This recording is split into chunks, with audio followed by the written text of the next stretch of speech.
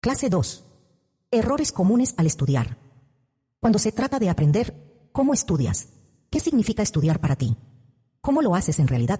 Hay muchas formas de estudiar, y psicólogos cognitivos y educativos han identificado técnicas de estudio empíricamente respaldadas que pueden mejorar el aprendizaje. La mala noticia es que las personas no suelen usar estas estrategias de aprendizaje. Algunas de las estrategias más populares son a menudo las menos efectivas, aunque pueden ser las más fáciles de usar. El resultado final es que incluso las personas que dedican mucho tiempo a estudiar pueden tener dificultades para aprender. Vale la pena echar un vistazo más de cerca a lo que realmente implica estudiar con éxito y las formas en que podríamos estar haciéndolo mal, incluso cuando tenemos las mejores intenciones. Para aprovechar al máximo nuestros esfuerzos de estudio, es útil considerar 4 características diferentes del estudio: el qué, cómo, cuánto y cuándo. El qué se refiere a las estrategias específicas utilizadas para aprender y retener contenido. El cómo se refiere a la forma específica en que se implementan esas estrategias. El cuánto se refiere a la cantidad total de tiempo dedicado a estudiar, y el cuándo se refiere a la distribución de nuestro tiempo de estudio. Utilizando este marco, en esta exposición, identificaré errores comunes y proporcionaré recomendaciones sobre cómo ajustar nuestras estrategias actuales para hacerlas más beneficiosas. Así que, una vez más, las 4 características diferentes del estudio son el qué, cómo, cuánto y cuándo. Permítanme trabajar a través de ellas ahora, aunque en un orden ligeramente diferente, comenzando con el cuándo del estudio.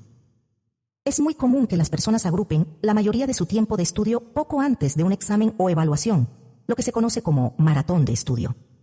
Este enfoque del cuándo del estudio es casi siempre una mala idea. No solo es generalmente una experiencia muy estresante, sino que la investigación es clara en que no promueve el aprendizaje ni la retención a largo plazo. Para ser justos, la maratón de estudio puede ser útil en una situación de apuro, cuando no tienes otra opción. A veces puede funcionar lo suficientemente bien para ayudarte a salir adelante. Pero si realmente estás interesado en entender y recordar algo a largo plazo, entonces es mejor espaciar tu estudio en varias sesiones más cortas a lo largo de un periodo de tiempo más largo.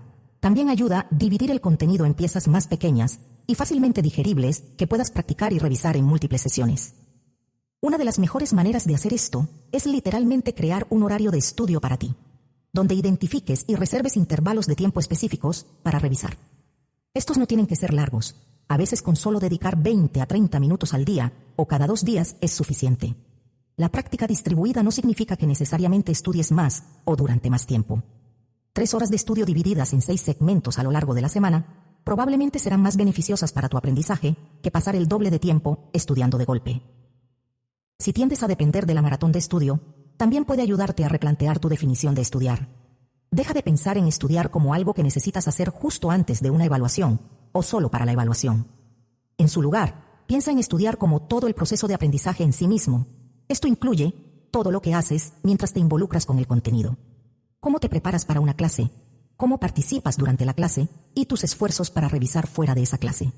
Los 3 momentos son importantes, y cuanto más monitorees y controles tu participación a lo largo del proceso, más obtendrás de la experiencia. En cuanto a cuánto tiempo necesitas estudiar, me resulta difícil recomendar una cantidad específica de tiempo, porque realmente depende de varios factores, incluido tu nivel de habilidad actual y el conocimiento previo del contenido. Cuanto más desafiante sea el contenido, más tiempo probablemente requerirá. Aquí es donde una cierta cantidad de prueba y error es simplemente necesaria. En general, recomendaría pecar de reservar más tiempo para estudiar que no suficiente. Por lo general, es más fácil y gratificante eliminar sesiones de estudio de tu horario que tratar de encontrar tiempo extra para estudiar cuando lo necesitas. La investigación es clara en que la mayoría de las personas tienden a ser demasiado confiadas y a dejar de estudiar antes de haber realmente dominado el material. Nuestras memorias son mucho más vulnerables de lo que pensamos, y a veces confundimos el reconocimiento o la familiaridad con la comprensión real del contenido. Así que, aunque pueda parecer exagerado, en realidad es una buena idea sobreaprender al continuar repasando el contenido y practicando habilidades incluso después de pensar que ya lo tienes. También es importante asegurarte de que tu tiempo de estudio no tenga interrupciones para que puedas involucrarte completamente. Cuanto más te esfuerces por eliminar o reducir las distracciones y estudiar en un entorno donde realmente puedas concentrarte en el contenido, más valioso será ese tiempo. Por ejemplo, 15 minutos de estudio enfocado serán más beneficiosos que 30 minutos, o quizás incluso 1 hora entera de estudio que se interrumpe repetidamente. Así que, encuentra un lugar tranquilo, apaga tu teléfono y otros aparatos electrónicos innecesarios y dedica tu atención a la tarea en cuestión. Pon una alarma si es necesario. También debes considerar cuidadosamente lo que estás haciendo durante ese tiempo. Puedes dedicar mucho tiempo a estudiar, pero si estás usando una estrategia ineficaz o implementando una estrategia de manera incorrecta, entonces ese tiempo podría estar completamente desperdiciado. Mientras algunas personas admiten no estudiar lo suficiente, muchos otros estudiantes expresan frustración por la falta de correspondencia entre la cantidad de tiempo que realmente estudian y su rendimiento o aprendizaje posterior. La mayoría de las personas aumentan su tiempo de estudio cuando tienen dificultades para aprender, pero a menudo todavía no ven mejoras significativas. Como les digo a mis estudiantes, estudiar más no siempre es la respuesta. A veces se trata más de cambiar tu enfoque. Aquí es donde se vuelve importante reflexionar sobre el qué y el cómo de tu estudio. Hay una diferencia sutil pero importante entre esos términos. Como mencioné antes, el qué se refiere a las estrategias que estás usando y el cómo se refiere a la forma en que estás implementando esas estrategias. Es una distinción importante porque incluso buenas estrategias pueden fallar si se aplican incorrecta o superficialmente. Elaboraré sobre ese punto un poco más adelante. Cuando se trata del qué del estudio, lo más importante a notar es que, simplemente, no todas las estrategias son iguales. Por ejemplo, 2 de las estrategias de estudio más utilizadas son releer el libro de texto o releer tus notas y subrayar. Desafortunadamente, la investigación cognitiva muestra que esas estrategias tienden a ser las menos efectivas para el aprendizaje y la retención. Por otro lado, los estudiantes tienden a subutilizar estrategias como las pruebas prácticas y la práctica distribuida, a pesar de que la investigación muestra que esas estrategias tienden a ser las más beneficiosas para el aprendizaje y el rendimiento. Claramente hay una desconexión entre lo que la investigación nos dice que debemos hacer y lo que la mayoría de las personas realmente hacen. ¿Por qué? Bueno, hay muchas razones por las cuales confiamos en estrategias ineficaces. Por ejemplo, tienden a ser más fáciles. Incluso si la estrategia no funciona muy bien, se siente bien decir que hicimos algo. Otras veces, puede ser debido a una falta de motivación o interés. Si realmente no nos importa lo que estamos aprendiendo, o si nuestro objetivo es simplemente pasar un examen a corto plazo, entonces las estrategias superficiales o a corto plazo pueden estar bien. Otras veces, nuestro uso de estrategias ineficaces puede ser el resultado de una falta de tiempo que nos obliga a depender de estrategias expeditas. Es posible que sepamos mejor, pero recurramos a usarlas por desesperación dadas esas circunstancias. La investigación también muestra que muchas personas simplemente no saben qué estrategias funcionan realmente mejor o por qué. Muchas personas tienen las mejores intenciones para estudiar, pero simplemente no se dan cuenta de cómo sus estrategias los predisponen al fracaso o cómo podrían estar limitando su propio aprendizaje. Es importante notar que los maestros a menudo tienen las mismas ideas erróneas sobre las estrategias de estudio. A veces los maestros dan sin querer malos consejos. Por ejemplo, no es raro que los maestros les digan a sus estudiantes que relean el libro de texto. Otras veces, los maestros pueden dar consejos generalmente buenos, pero no especificar los detalles. Resulta que los detalles importan. A menudo asumimos que todos entienden lo que queremos decir cuando decimos cosas como revisa tus notas, lee el libro de texto o ponte a prueba. Pero hay diferentes formas de hacer todas estas cosas, algunas de las cuales son más beneficiosas que otras. Así que, además de mirar qué estrategias estamos usando, también es importante considerar cómo las estamos implementando. Uno de los factores clave que distingue las estrategias efectivas de las ineficaces es qué tan activamente se implementan o en qué medida requieren atención y esfuerzo mental en lugar de ser más mecánicas o pasivas. Estrategias como reescribir notas, subrayar y resumir tienden a variar en su efectividad dependiendo de si se implementan de manera mecánica, por ejemplo, copiando o transcribiendo notas de un lugar a otro, o si se implementan de manera más activa y profunda, por ejemplo, reorganizando tus notas para hacerlas más claras, completándolas con información adicional o haciendo correcciones. El primer enfoque de transcripción mecánica es prácticamente inútil, mientras que el segundo enfoque más activo probablemente será muy beneficioso para tu aprendizaje. La eficacia de algunas de las estrategias menos beneficiosas puede mejorarse si se implementan de manera más activa, pero también es cierto que la efectividad de estrategias relativamente buenas puede disminuir si se utilizan de manera menos activa. En el resto de esta exposición, quiero profundizar en el cómo del estudio examinando 2 estrategias comunes y los detalles de implementación que las hacen más o menos efectivas. Específicamente, me centraré en la lectura o relectura y el uso de tarjetas de memoria como una forma de autoevaluación. Comencemos con la lectura y relectura. Como probablemente entiendes, leer es una habilidad bastante esencial para aprender. Es fácil que las personas con discapacidades de lectura se queden rápidamente atrás de sus compañeros, por lo que ponemos tanto énfasis en el desarrollo de habilidades de alfabetización temprana e intervenciones.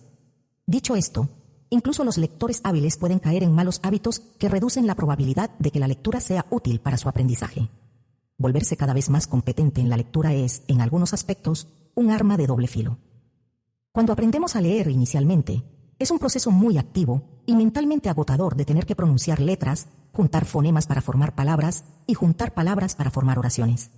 Piensa en cómo suenan los niños cuando están aprendiendo a leer y cuánto tiempo les toma. La paciencia es clave. El mismo proceso básico ocurre cuando aprendes un segundo idioma como adolescente o adulto. Se necesita todo tu enfoque y energía mental solo para descifrar las palabras y leer las oraciones, sin mencionar interpretar el significado de esas palabras y oraciones. Pero cuanto más experiencia tienes con el idioma y más fluido te vuelves, más rápido puedes descifrar esas palabras y oraciones, lo que te permite concentrarte más en el significado. Eventualmente, leer puede volverse tan automático que ni siquiera tienes que intentar conscientemente hacerlo. Simplemente sucede, como cuando ves un cartel en la carretera mientras conduces. Pero esa automatización también tiene un costo, que es que a menudo leemos sin pensar conscientemente en lo que estamos leyendo. Para ilustrarlo, ¿alguna vez has leído unas pocas páginas de un libro solo para darte cuenta de repente de que no estabas prestando atención realmente y que necesitas volver a leer esa sección? Sé que a mí me pasa a veces, incluso con libros que leo por diversión, sin mencionar los libros de texto o artículos que tengo que leer. A menudo, cuando se trata de estudiar para la escuela o el trabajo, leemos principalmente con el propósito de terminar. Se siente bien poder marcar esa casilla y decir que lo hicimos. Y como leer es tan automatizado, suele ser una casilla bastante fácil de marcar. Sin embargo, leer solo por el hecho de leer, sin esfuerzo deliberado para reflexionar sobre lo que estamos leyendo y por qué es importante, es mayormente una pérdida de tiempo. Solo porque sigas el proceso no significa que realmente estés entendiendo lo que estás leyendo, y mucho menos reteniéndolo para su uso posterior. Gran parte del atractivo de releer algo como estrategia de estudio es que proporciona la ilusión de competencia. Cuando relees un libro de texto o incluso tus propias notas, puedes creer erróneamente que has dominado el contenido debido a la sensación de familiaridad asociada. Pero la familiaridad no es lo mismo que comprensión. Solo porque reconozcas ciertas ideas cuando las relees, no garantiza que realmente las recordarás o que podrás aplicar ese contenido en un contexto diferente. Entonces, dado que la lectura es una parte necesaria del aprendizaje, ¿cómo podemos hacerla más útil como estrategia? Como mencioné antes, la clave es asegurarse de que estás leyendo de manera activa. Debes resistir la tentación de simplemente seguir el proceso y en su lugar leer para aprender. Y eso implica esfuerzos activos en 3 momentos diferentes.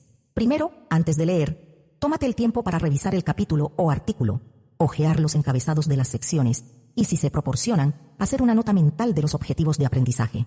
¿Cuál es el propósito de la lectura y qué información se supone que debes retener? Tómate unos momentos para reflexionar sobre lo que ya sabes sobre el tema y qué áreas pueden ser nuevas para ti. Hacer estas cosas te dará una idea de qué áreas pueden ser las más importantes o qué áreas pueden merecer más atención mientras lees. En esa nota, también es importante asegurarte de que podrás concentrarte en la lectura. Así que, como mencioné anteriormente, asegúrate de encontrar un lugar relativamente tranquilo y haz esfuerzos proactivos para eliminar posibles distracciones. La siguiente consideración es qué hacer mientras lees. Aquí, la clave es asegurarse de que te mantengas enfocado y comprometido. Para ayudarte a evitar caer en la trampa de la lectura automática o pasiva, recomiendo que dividas la lectura en secciones y te detengas deliberadamente después de cada sección para reflexionar sobre lo que has aprendido hasta ahora. Practica resumir los puntos clave con tus propias palabras. Ve si puedes recordar y explicar cualquier término clave que hayas encontrado. Anota cualquier pregunta que puedas tener sobre el contenido. Trata de relacionarlo con otras cosas que hayas aprendido o con tus propias experiencias. Por ejemplo, si estás leyendo sobre estilos de liderazgo, considera las características de los líderes más impactantes o ineptos de tu propia vida, o cómo ese contenido se relaciona con tus propias experiencias en roles de liderazgo. También podrías establecer conexiones con otras secciones del mismo texto o con cosas que estás aprendiendo en otros cursos. Podría ayudarte a literalmente escribir las ideas que tienes mientras lees. Por ejemplo, podría hacer una nota en una página que diga algo como: esta declaración parece apoyar o contradecir lo que se escribió en la página 127. O, esto me recuerda a lo que aprendí en otro curso cuando discutimos X, Y y Z. Recomiendo que realmente anotes tus ideas y preguntas cuando sea posible. De lo contrario, son muy fáciles de olvidar. Todos pensamos que recordaremos algo, especialmente cuando tiene sentido en nuestras propias mentes en ese momento. Pero nuestras memorias son mucho más efímeras de lo que nos gustaría admitir. Tener un registro escrito ayuda a asegurar que puedas volver y revisar tus ideas y dar seguimiento a cualquier pregunta que tuvieras. Me gusta escribir en los márgenes del texto para que pueda ver dónde se conectan mis pensamientos con el texto. Pero si no puedes escribir en el texto mismo, al menos haz notas en otro lugar e indica las secciones o números de página correspondientes que correspondan a tus notas. Un punto clave en todo esto es que no debes esperar hasta después de leer todo para detenerte y reflexionar o para probar tu comprensión. Cuanto más te involucres durante el proceso, menos trabajo de seguimiento tendrás que hacer y más fácil será cualquier trabajo de seguimiento. Requiere más esfuerzo al principio, pero el beneficio es mayor al final. Puedes pensarlo como un buen trabajo de artesanía. Cuanto más cuidado pongas en asegurar que la base y el marco de lo que estás construyendo sean de alta calidad, menos probable será que tengas que hacer reparaciones importantes en el futuro. Y eso me lleva a la tercera y última consideración. ¿Qué hacer después de haber leído? Esto implica sintetizar tu comprensión repasando tus apuntes, dando seguimiento a cualquier duda pendiente y poniéndote a prueba más a fondo. En este punto, deberías revisar los objetivos de aprendizaje para ver qué tan bien puedes abordarlos. Repasa tus notas y observa qué es lo que más te llama la atención. Busca más información si es necesario. Reorganiza y aclara tus apuntes según lo requieras. Otra gran estrategia es discutir el contenido con alguien más. Intenta resumir toda la lectura en solo unas cuantas frases. Una buena manera de pensarlo es como un discurso del ascensor. Si solo tuvieras 30 segundos para explicar los puntos más importantes del texto, ¿qué dirías? Si la otra persona hizo la misma lectura, comparen sus notas y dense retroalimentación. Si la otra persona no sabe nada sobre el texto, aprovecha la oportunidad para practicar explicando lo que aprendiste y respondiendo preguntas, lo cual también te hará más consciente de qué tan bien o qué tan poco lo entiendes. Incluso explicar el contenido en voz alta a ti mismo puede ser útil. Solo asegúrate de que realmente estés poniendo a prueba tu comprensión y tu capacidad de recordar el contenido, y no simplemente releyendo tus notas o el libro otra vez. Esos son algunos consejos para hacer la lectura más efectiva. Ahora, hablemos de otra estrategia: la autoevaluación mediante el uso de tarjetas de estudio. Existen otras formas de autoevaluarse, pero las tarjetas suelen ser las más comunes. Por ejemplo, más de 2/3 de los estudiantes reportan usarlas para estudiar sus materias, y un gran número de personas las usan para prepararse para exámenes profesionales. Pero en cuanto a su efectividad, una vez más, la trampa está en los detalles. Cuando se usan correctamente, las tarjetas pueden ser una gran herramienta de aprendizaje. Sin embargo, si se usan de manera inadecuada, ofrecen poco beneficio. Como mencioné con la lectura, la clave para usar las tarjetas de estudio es asegurarse de que el proceso sea activo. Hay muchos errores comunes que la gente comete al usar tarjetas. Uno de ellos es confiar en las tarjetas de alguien más en lugar de hacerlas uno mismo. Claro, puede ahorrar tiempo y esfuerzo, pero uno de los beneficios clave de las tarjetas proviene de tener que pensar lo suficiente para escribirlas en primer lugar. Crear las preguntas y los estímulos te obliga a pensar detenidamente en el contenido y esencialmente a decidir qué es lo más importante y cómo hacer preguntas al respecto. Esto se llama metacognición. Básicamente tienes que pensar como un instructor y diseñar formas de ponerte a prueba antes de hacerlo realmente. Así que crear las tarjetas proporciona un nivel extra de repaso que no deberías saltarte. Dicho esto, también debes pensar cuidadosamente sobre el contenido que incluyes en tus tarjetas.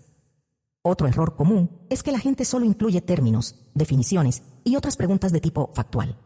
Para ser claros, memorizar hechos a veces es importante, y las tarjetas proporcionan una práctica y un entrenamiento muy útiles para ese propósito. Sin embargo, quieres asegurarte de que tus tarjetas reflejen todas las formas en que serás evaluado y lo que se espera que sepas. Si solo necesitas memorizar hechos, podrías detenerte ahí y estar bien. Pero en muchos entornos de aprendizaje, se espera que demostremos una comprensión más profunda del contenido. Por ejemplo, podrías tener que saber cómo aplicar un término clave a una situación nueva o cómo reconocer un ejemplo en la vida real. O tal vez se espere que compares y contrastes diferentes ideas, que evalúes las fortalezas y limitaciones de un enfoque, o que expliques por qué o cómo funciona algo. Estos objetivos van más allá de memorizar hechos. Así que cuando estés creando tus tarjetas, necesitas crear tarjetas que te impulsen a demostrar esas habilidades también. Si yo estuviera haciendo tarjetas, en realidad crearía múltiples tarjetas que cubran el mismo contenido básico, pero de diferentes maneras. Quizás una tarjeta pide una definición directa, otra cubre un ejemplo clave. Una o dos tarjetas se enfocan en comparar, contrastar o explicar la conexión con otros conceptos, y otra tarjeta podría describir los pros y contras o pedirte que expliques por qué el término o concepto es importante. Hacer esto aumentará rápidamente el número de tarjetas que creas, pero de nuevo, eso significa que tendrás aún más práctica pensando sobre el contenido de múltiples maneras y poniéndote a prueba en múltiples niveles, lo que solo fortalecerá tu comprensión y memoria. Una vez que hayas creado tus tarjetas, también debes tener cuidado sobre cómo las usas. Te sugeriría que tengas en mente dos principios principales. 1. Como mencioné antes, quieres espaciar tu estudio a lo largo del tiempo. Y 2. Quieres hacerlo desafiante. Esto significa que, cuando sea posible, deberías crear y estudiar tarjetas en segmentos a medida que cubres diferentes contenidos, en lugar de esperar para crearlas todas de una vez. Gradualmente, agrega a tu montón y trabaja con él numerosas veces, repasando contenido antiguo y nuevo por igual. La exposición repetida, intercalada con tiempo y otros eventos, es clave. Recuerda, la gente tiende a volverse demasiado confiada y a dejar de estudiar antes de haber aprendido realmente el material.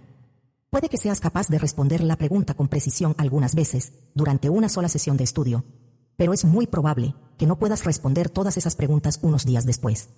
En general, cuanto más tiempo pase entre sesiones de estudio, más difícil será recordar, lo que en última instancia es lo que fortalece tu memoria. Otra forma de asegurarte de que te estás desafiando adecuadamente es mezclar completamente tus tarjetas para que los temas salten de un lado a otro en lugar de estar agrupados por tema. Es mucho más difícil aplicar un concepto cuando no has repasado recientemente la definición, por ejemplo, y es mentalmente más difícil cambiar de un lado a otro entre diferentes ideas y habilidades no relacionadas. Los psicólogos cognitivos llaman a esto práctica intercalada, y es algo así como un entrenamiento cruzado para tu cerebro. Finalmente, una pauta más esencial para usar las tarjetas de estudio de manera efectiva es obligarte a responder la pregunta antes de mirar la respuesta. Tal vez eso suene obvio, pero mucha gente se rinde y voltea la tarjeta demasiado rápido. ¿Has escuchado el dicho, sin dolor no hay ganancia? Es importante poner tu memoria a prueba y hacerte sufrir un poco, como podrías hacerlo durante la evaluación real. Recuerda que reconocer una respuesta cuando volteas una tarjeta no es lo mismo que ser capaz de recordar o generar esa respuesta por tu cuenta. Así que para recapitular, hay muchas estrategias de estudio diferentes que puedes usar para ayudar a tu aprendizaje. Espero que ahora entiendas que algunas estrategias son generalmente más efectivas que otras, y es igual de importante considerar cómo, cuánto y cuándo las usas. El estudio efectivo requiere más energía mental, enfoque y pensamiento activo de lo que a menudo aplicamos, pero los resultados lo valen. Y estudiar de manera efectiva no siempre significa pasar más tiempo estudiando. Si te encuentras simplemente siguiendo los movimientos o usando una estrategia que no requiere mucho esfuerzo o pensamiento, es muy probable que estés perdiendo el tiempo. No hay un atajo real para el aprendizaje profundo o duradero, pero cuanto más activo y deliberado seas a lo largo del proceso de aprendizaje, más eficiente y valiosa será la experiencia.